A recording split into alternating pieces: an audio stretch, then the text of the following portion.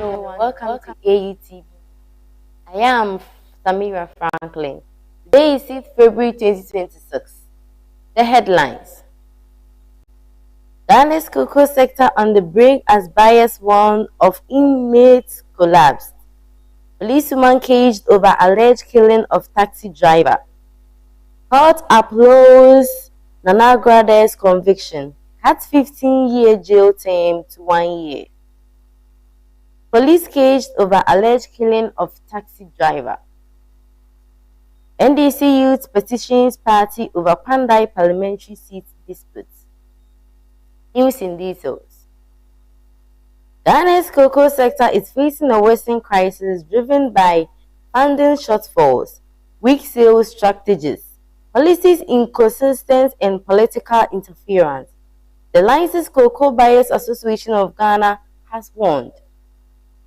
At a press conference in Ghana on Thursday, 5th February, Local Executive Secretary Victor Zah said the post-harvest segment of the cocoa value chain is under severe strain and could collapse without urgent intervention.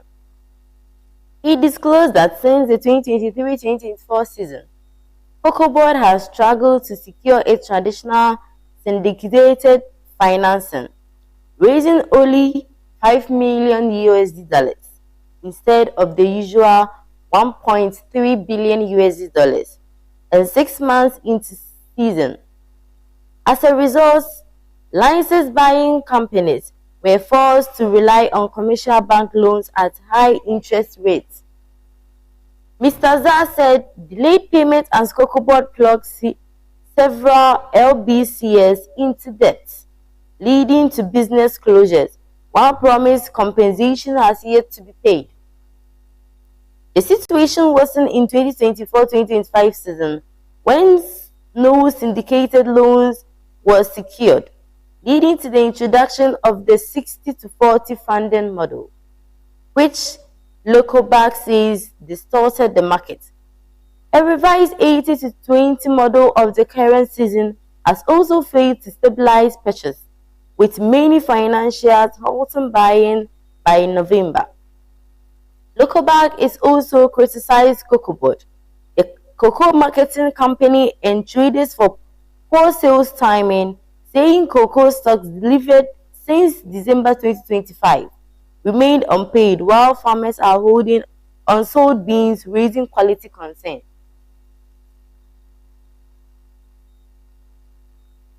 A new poll by Globe Info Analytics has placed Hajia Amina Adams as the clear fortunate in the upcoming National Democratic Congress parliamentary primary in the Ayawansu East constituency. The survey shows Hajia Amina Adams, widow of the late Ayawansu East MP Mahama Naseto, commanding 58% of voter preference among delegates and party supporters, giving her a decisive leading in the race. Presenting the findings on Thursday, 5th February, Executive Director of Global Information Analytics, Musa Dankwa, said Ghana's High Commission to Nigeria, Baba Jamal, follows with 32%, making the contestants largely a two-house race. Together, the two candidates account for 90% of stated voter preference. Political analysts attribute Hajia Amina Adams' strong showing a grassroots appeal, constituency engagement, and sympathy support, noting her 26 points lead as significant ahead of the primaries.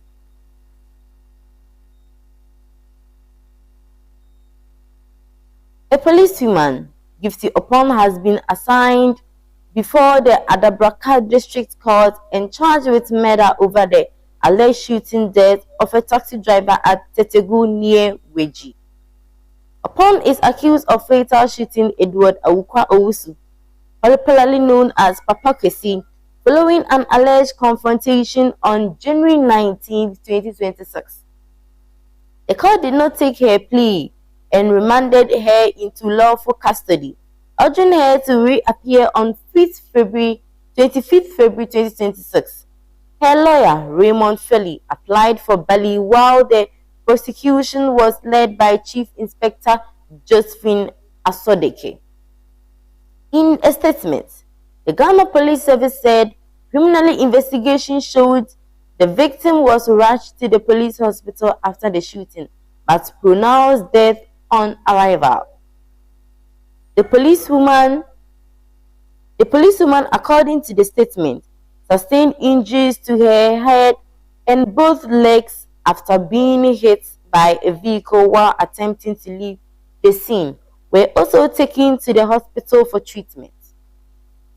Police said items revealed from the scene, including one live 9-meter round, a magazine, and an empty 9-meter cartridge, as investigations continue.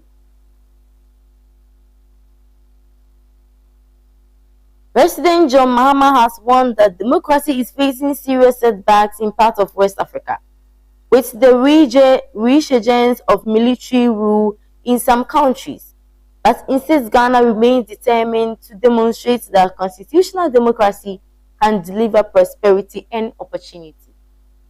Addressing the National Assembly of the Republic of Zambia on 5th February Thursday, President Mahama said Ghana is on a clear mission to prove that democracy works, even as democratic gains in the sub-region continue to be eroded by the return of military dictatorships.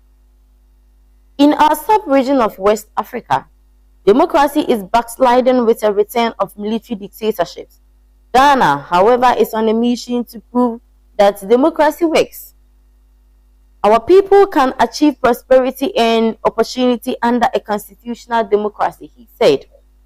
He described transparent and accountable leadership as a critical factor in changing Africa's development narrative, stressing that the continent needs leadership that allows democratic institutions and anti-corruption laws to function without fear or favor. The institutions and laws of fight corruption must be allowed to operate without fear or favor. Abuse of public trust must be punished. We must protect public resources and use them efficiently for the good of our people, President Mahama said.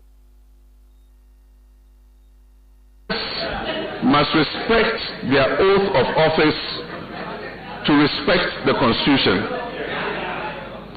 In our sub-region of West Africa, democracy is backsliding with a return to military dictatorships. Ghana is, however, on a mission to prove that democracy works and that our people can achieve prosperity and opportunity under a constitutional democracy. The youth wing of the National Democratic Congress in the Pandai constituency has petitioned the party's national leadership, urging it to exhaust all lawful avenues to reclaim the parliamentary seat following a Supreme Court ruling that handed victory to the MPP. In the petition signed by Janfor Jabon Binim Ponchi, the youth wing cited 10 grounds for challenging the decisions that overturned the earlier Tamale High Court judgments, which had favored the NDC's candidate Daniel Nsala Walpan against the NPP's Matthew Inyandama. The petition raised concerns over the gazetted notification date, alleged conflicting gazetting notice, and what is described as a disregarded of the will of the electorate.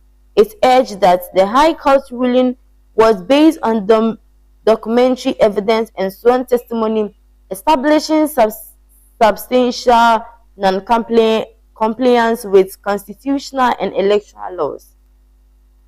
According to the youth wing, high in the Supreme Court decision on a Gazette date, an administrative article sets a dangerous precedent and undermines electoral integrity. Elections are won at polling station, not in Gazette notification, the petition stated. My name is Kondo Kadri.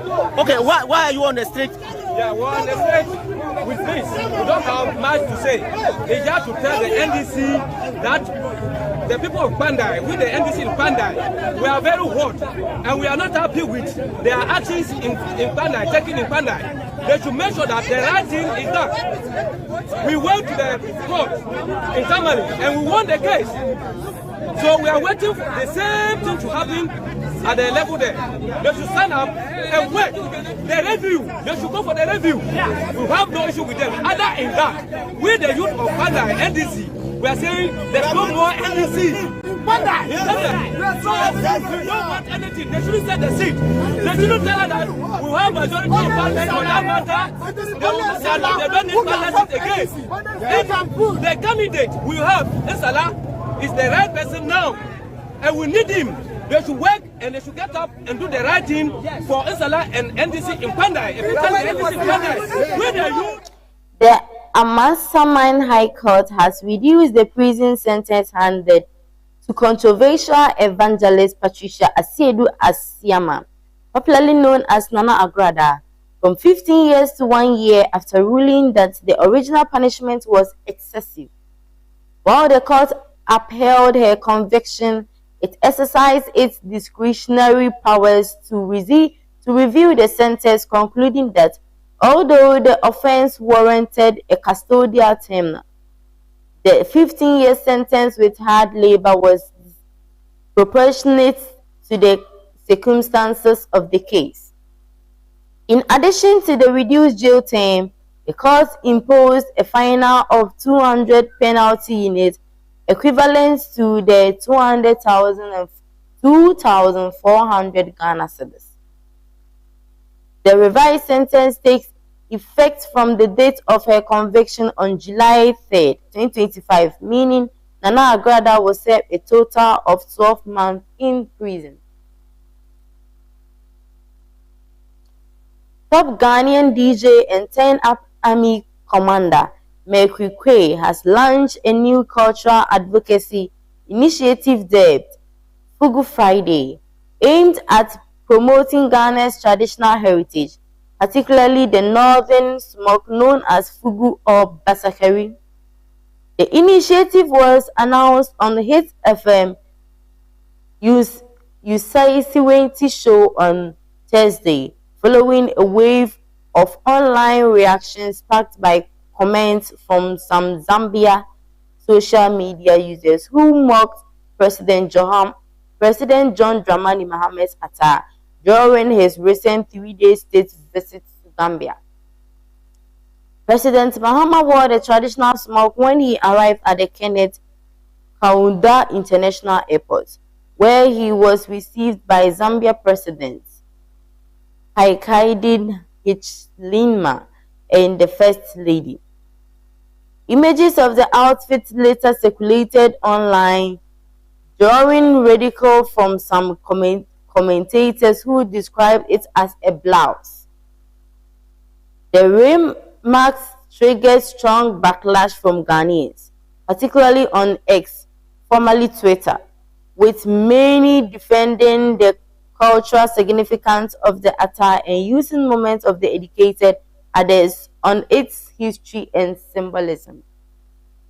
Mercury said Fugu Friday seeks to turn radical into cultural education by encouraging Ghanaians to wear the traditional smock, especially on Fridays, as a symbol of national pride and identity.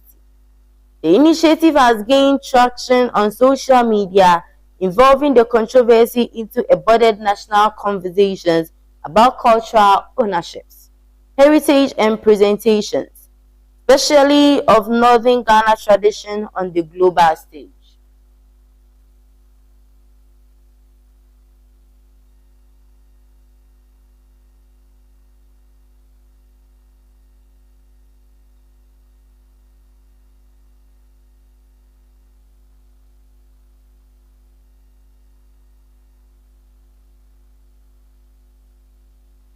Fidelity Bank Ghana has noted 50,000 Ghana cedis to the Ashanti Regional Branch of the Ghana Journalists Association to support the construction of a new press center of journalists in the region.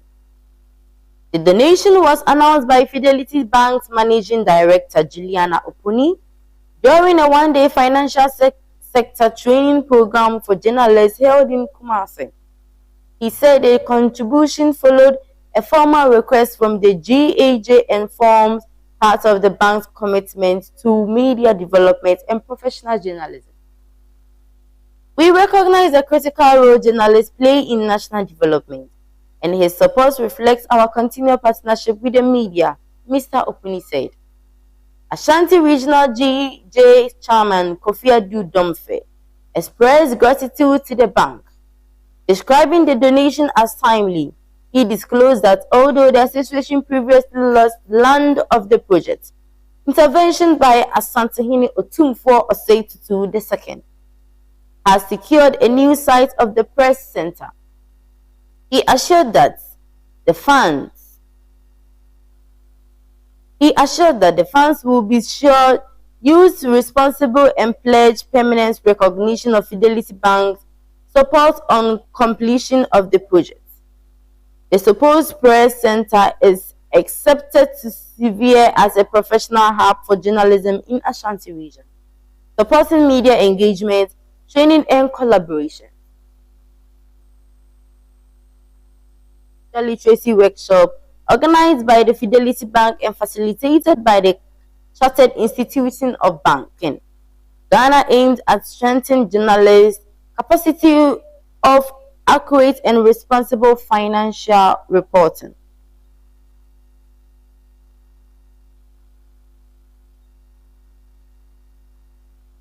Tamaklo Atienu, a former CEO of the Microfinance and Small Loan Center, Maxlock, had fled to the U.S. before the High Court trying her convicted and sentenced her to 10 years imprisonment in April 2024 for causing financial loss of the state, stealing, conspiracy to steal, money laundering, and violating the Public Procurement Act.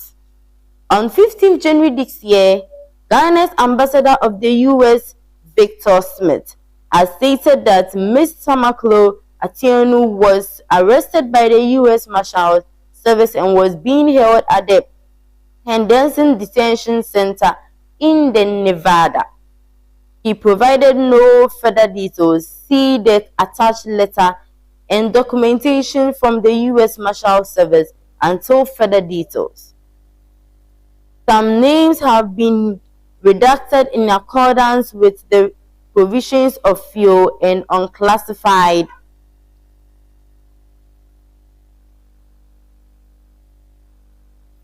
Arrest and location.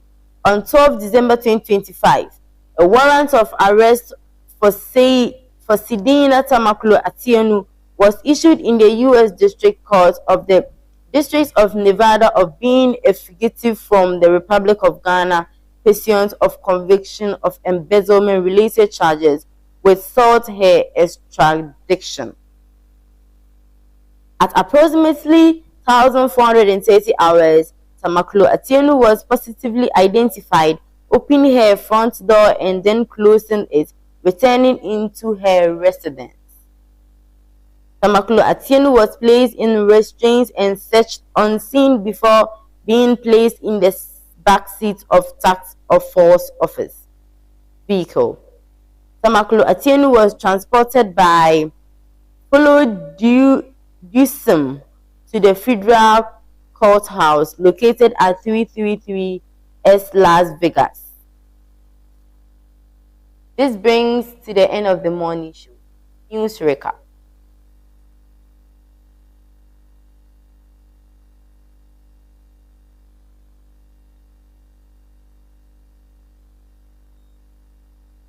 Ghana's cocoa sector on the brink as buyers warn of imminent collapse. Ajia Amina Adams leads NDC Ayawasu East Primary Ways Globe Info Analytics. Policewoman caged over alleged killing of taxi driver. NDC youth petitions party over Kwandai parliamentary seat dispute. Calls oppose Nana Grade's conviction. Cuts 15 years jail term to 1 year. My name is Franklin Samira. Thank you.